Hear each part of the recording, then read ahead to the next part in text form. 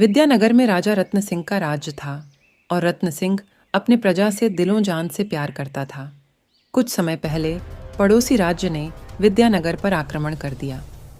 रतन सिंह का पुस्तैनी मुकुट भी चोरी कर लिया, मगर पड़ोसी राज्य भी उस मुकुट को हासिल नहीं कर पाया। मुकुट का रहस्य आज भी बना हुआ है। एक दिन दरबार में, मंत्री जी, विद्यानगर में सब सकुशल चल रहा है ना? जी महाराज, आपकी कृपा है, लेकिन आपकी खोजकर्ता टुकड़ी अभी तक पुस्तैनी मुकुट का अभी तक खोज नहीं कर पाई है। महाराज, और राज्य में कुछ दिनों से। क्या हुआ मंत्री जी, तुम चुप क्यों हो गए? हमारे राज्य में कोई समस्या है क्या? हाँ महाराज। हमारे रहते हुए हमारे राज्य की तरफ कोई देख भी नहीं सकता है। बताओ क्या बात है? महाराज, हम अपने सिपाहियों के साथ खोजबीन कर रहे हैं। बस कुछ दिनों से 2 संदिग्ध राज्यों के घूम रहे हैं, लेकिन पकड़ में भी नहीं आ रहे हैं महाराज। ऐसे लोगों की जल्द से जल्द खोज करो ताकि हमारा राज्य सुरक्षित रह सके। जी महाराज, मैंने सिपाहियों को भेज दिया है। हाँ, तुम वहां अपना नजरें बनाए रखो। कोई भी ऐसी परिस्थिति नहीं बनना चाहिए कि हमारी प्रजा को कष्ट पहुंचे। मंत्री वहां से चला गया। राजा ने बाकी लोगों की फरियाद सुन ली, लेकिन वे बहुत चिंतित हो गए और अपने कक्ष चला गया। इधर 2 भाई गुड्डू और बबलू दोनों जंगल में झाड़ियों में छुप कर बैठे थे। राजा के सिपाही उन्हें खोज रहे थे। अरे, हम बिल्कुल ये नहीं सोचे थे कि हमें इतने मुश्किलों का सामना करना पड़ेगा।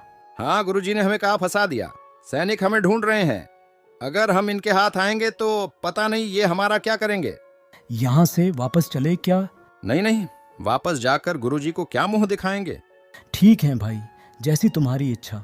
सैनिक भी इधर से उधर घूम रहे थे, लेकिन गुड्डू और बबलू के ना मिलने पर वे भी एक पेड़ के नीचे जाकर बैठ गए। कहाँ मिलेंगे वो दोनों? मुझे समझ नहीं आता कि हम उस दोनों को कैसे ढूंढेंगे, क्योंकि हमने तो उसकी शक्ल भी नहीं देखी है। अरे हाँ, ये मैंने सोचा ही नहीं। सैनिक थोड़ा आराम करते हैं और फिर से उन्हें ढूंढना शुरू करते हैं। अरे आजा भाई, थोड़ी मस्ती करते हैं। मरवाएगा क्या भाई? ऐसे टाइम में तुझे मस्ती सूझ रही है। गुड्डू सिपाही के पास आकर बैठ जाता है। कैसे हो भाई? क्या बताए भैया, इस राज्य ने 2 ठगों को पकड़ने का आदेश दे रखा है। भाग भाग कर सांस झड़ाई है। करे भी क्या भाई? काम तो काम रहा। जरा तनिक थोड़ा सा जल मिल जाता तो आराम मिलता। बहुत थक गए हैं हम लोग भी, भाग भाग कर। हाँ हाँ भाई, क्यों नहीं, लो जल पियो। गुड्डू और बबलू दोनों जल पीकर। अब हम चलते हैं। धन्यवाद भैया। हाँ भाई, आपका बहुत बहुत शुक्रिया। कोई बात नहीं, आखिर एक इंसान ही दूसरे की मदद करते हैं। वैसे आप लोग क्यों भाग रहे थे और किससे? वो आप ही लोगों से ही भाग रहे थे श्रीमान। भाग बबलू, भाग रे। गुड्डू और बबलू दोनों बचकर वहां से निकलने लगते हैं। तभी सैनिक पीछे से उन्हें देख लेते हैं। तभी सैनिक उनके पीछे दौड़ते हैं, लेकिन तभी बबलू और गुड्डू को एक गुफा दिखती है। वो उसमें प्रवेश कर जाते हैं। सैनिक भी उनके पीछे पीछे उस गुफा में घुसने का प्रयास करते हैं, लेकिन गुफा के दरवाजे पर एक जिन आ खड़ा हो गया, जिसे देखकर वो लोग पीछे की तरफ हट गए।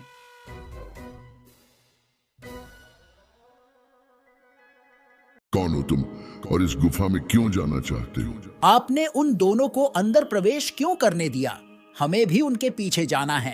हाँ, जिस द्वार से तुम अंदर आने को प्रयत्न कर रहे हो, ये मौत का द्वार है, किसी का घर नहीं है। अगर तुम्हें भी मौत चाहिए तो स्वागत है। क्या इसका अर्थ ये हुआ कि ये दोनों भी मर जाएंगे? हाँ, ये दोनों भी मर जाएंगे। चलो, इन्होंने स्वयं ही हमारा काम आसान कर दिया। हाँ चलो, अब चलते हैं और महाराज को जाके बता देंगे कि ये दोनों मर चुके हैं।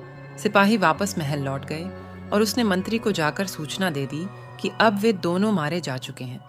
सभी लोग बहुत खुश हुए। बबलू और गुड्डू दोनों गुफा के अंदर गए। गुफा बहुत डरवानी थी।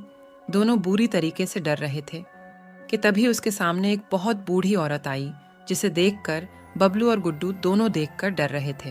अरे बूढ़ी काकी, आपने तो डरा ही दिया। आप कौन हैं और यहाँ क्या कर रही हैं? बच्चों, तुम इस गुफा में क्यों आए हो? हमारे पीछे सैनिक भाग रहे थे, लेकिन आप कौन हो?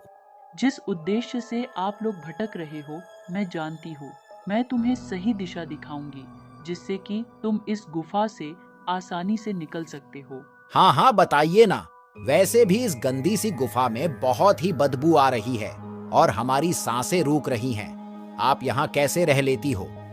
यहाँ कौन रहना चाहता है, लेकिन मुझे यहाँ राज मुकुट की रखवाली करनी होती है। आपके पास राज मुकुट है क्या? नहीं, मुझे सिर्फ उसकी रखवाली के लिए रखा गया है। राजा रत्न सिंह का मुकुट आपके पास है। मुझे विश्वास नहीं हो रहा है। हाँ, वो मेरे पास है। ये कैसे हो सकता है? उसे तो पड़ोसी राजा ने चुरा कर ले गया था। सही कहा बच्चों, लेकिन राज मुकुट अभी भी रहस्य है। मैं तुमको सारा सच अभी नहीं बता सकती हूँ। तभी बबलू को कुछ याद आता है जो चलते समय उनकी गुरुजी ने कही थी। तुम्हें रास्ते में भ्रम पैदा करने के लिए मानव द्रव्य की कुछ जादुई शक्ति मिल गई। तुम्हें उनके चंगुल में नहीं फंसना है। अपने रहस्य और लक्ष्य को किसी को नहीं बताना है, और सबसे जरूरी बात, अपने लक्ष्य के राहों पे तुम दोनों को अकेले चलते जाना है। कभी किसी को भी दोस्त नहीं बनाना है। अब हमें यहाँ से निकलना चाहिए। बूढ़ी दाई से बातें करते हैं, फिर राज मुकुट भी तो यही है। उसे लेकर चलते हैं।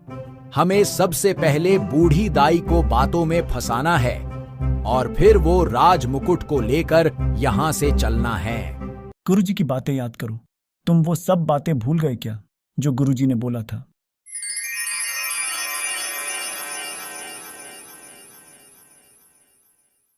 वो हाँ, ये अवश्य ही एक छल है। आप हमें यहाँ से बाहर जाने की रास्ता बता दीजिए, हम बाहर चले जाएंगे। अभी इतनी भी क्या जल्दी है? वो मैं तुम्हें राज मुकुट देती हूँ। नहीं नहीं, हमें बाहर जाना है, माफ कीजिए। मैंने कहा मेरे साथ आओ, नहीं तो तुम दोनों ही मारे जाओगे। नहीं दाई, तुम्हारी बातें हम पर काम नहीं करेगी। और तभी बबलू बूढ़ी दाई के हाथ को छूता है और तभी वो हवा में गायब हो जाती हैं। बूढ़ी दाई कहाँ गई? अब हम यहाँ फंस गए हैं। अब हमें बाहर निकलने का रास्ता खोजना पड़ेगा। बबलू और गुड्डू दोनों इधर से उधर ढूंढते हैं।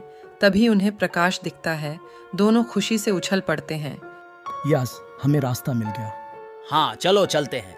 दोनों तेजी से दौड़ते हुए उस तरफ गए, जिसके बाद वहां जाकर देखा तो उनकी होश उड़ गए, क्योंकि वहां कोई रास्ता नहीं था, बल्कि एक सुंदर परी खड़ी थी। प्रकाश उसकी छड़ी में से आ रही थी। अब आप कौन हो?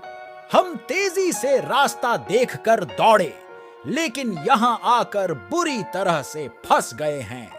नहीं, तुम यहाँ बिल्कुल भी नहीं फंसे हो। मैं तुम्हारे मित्र बनना चाहती हूँ।